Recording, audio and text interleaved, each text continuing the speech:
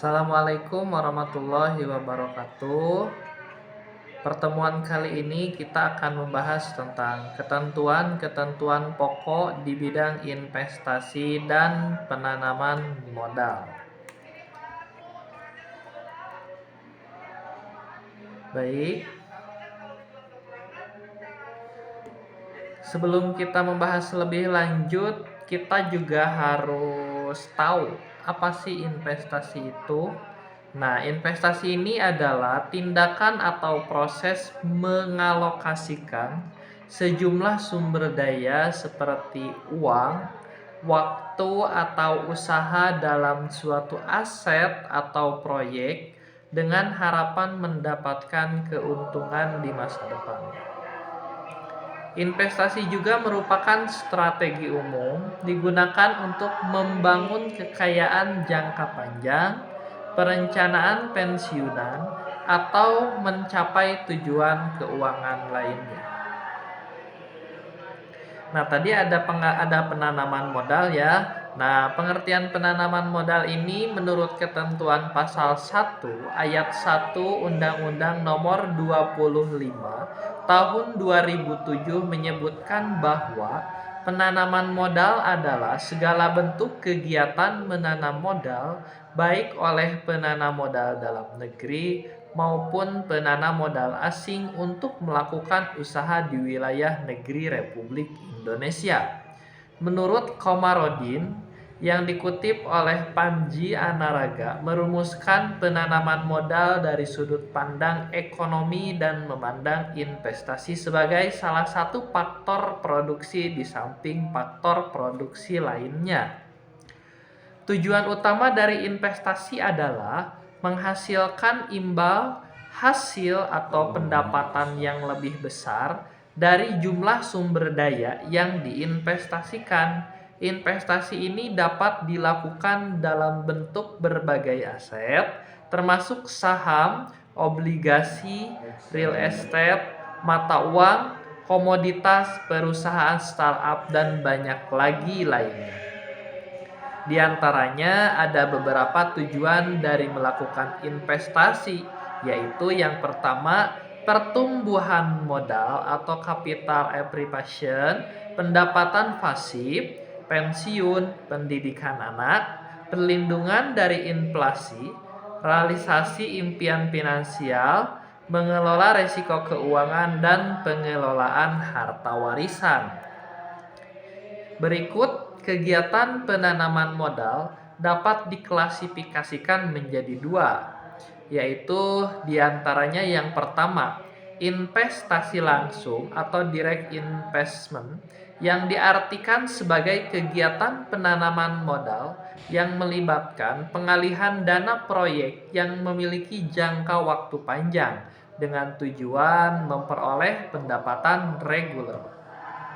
Yang kedua yaitu investasi tak langsung atau portfolio investment diartikan sebagai kegiatan penanaman modal jangka pendek yang mencakup kegiatan transaksi di pasar modal dan pasar uang. Penanaman modal ini disebut dengan penanaman modal jangka pendek.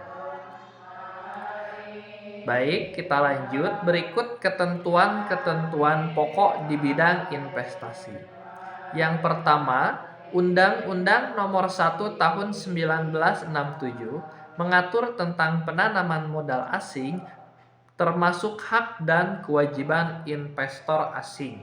Yang kedua, Undang-Undang Nomor 25 Tahun 2007 yang mengatur tentang penanaman modal secara umum, baik oleh penanaman modal dalam negeri maupun penanaman modal asing. Yang ketiga, Undang-Undang Nomor 11 Tahun 2020, Undang-Undang Cipta Kerja mendorong investasi melalui kemudahan perizinan berusaha. Yang selanjutnya, Peraturan Presiden Nomor 10 Tahun 2021 mengatur tentang bidang-bidang usaha yang terbuka dan tertutup bagi penanaman modal. Yang selanjutnya, Peraturan Pemerintah Nomor 31 Tahun 2002 mencabut peraturan pemerintah nomor 45 tahun 1995 dan peraturan pemerintah nomor 11 tahun 2004 pengatur tentang investasi pemerintah. Yang selanjutnya peraturan Menteri Keuangan yang mengatur tentang tata cara penyediaan, pencarian, dan pengelolaan dana dalam rekening induk dana investasi.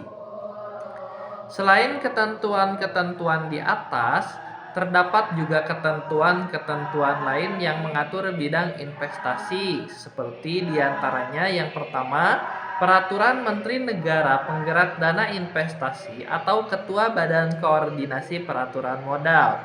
Yang kedua, Peraturan Menteri Keuangan. Yang ketiga, Undang-Undang Nomor 39 Tahun 1999.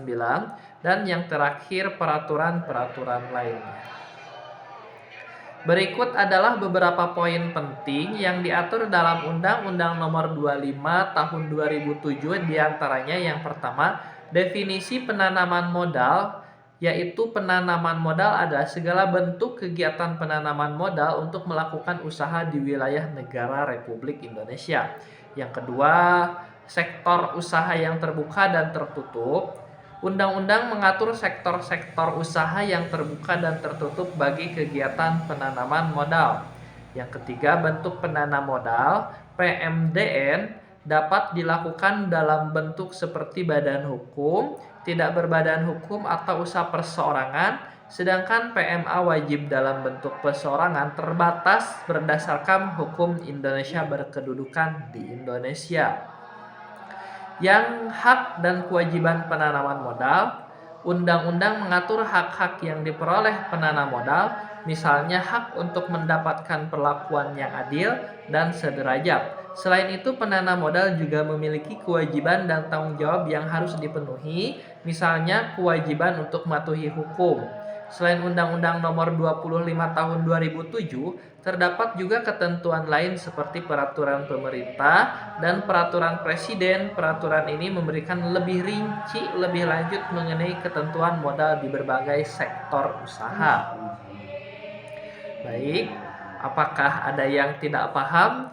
Kalau ada yang tidak paham, boleh komen di bawah ini. Terima kasih. Cukup dan sekian. Wallahul muwaffiq ila aqwamit thoriq. Wassalamualaikum warahmatullahi wabarakatuh.